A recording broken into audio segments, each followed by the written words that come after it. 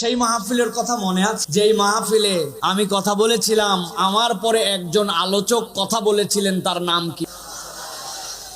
Abdul high Mohammad Saifullah আল হোসাইনি। আমার আগেই যিনি কথা বলেছেন, চমৎকার আলোচনা করে, ঠিক কিনা?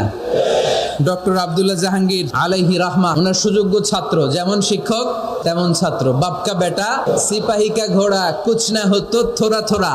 আজকেও ভাইয়ের সাথে কথা হয়েছে। আল্লাহ যদি তৌফিকে রাখেন আর আপনাদের যদি ভালোবাসা থাকে, তো আজ আগামীতে যদি এরকম আবার হয় যে আব্দুল্লাহ সাইফুল্লাহর পরে আজহারি কথা বলবে, কেমন হবে?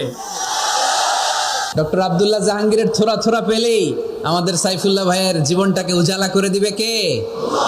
অসাধারণ আলোচনা করে, জুমার মিম্বারে বসে বসে কন্টেম্পোরারি ইস্যু নিয়ে কথা বলে। আমাদের আব্দুল হাই মোহাম্মদ সাইফুল্লাহ ভাই এই কন্টেম্পোরারি বিষয়গুলো নিয়ে কথা বলে। আমরা তার জন্য দোয়া করি, আমার ভাই যেন আরো চমৎকার কথা আমাদেরকে উপহার দিতে পারে। আল্লাহ তুমি তৌফিক দাও।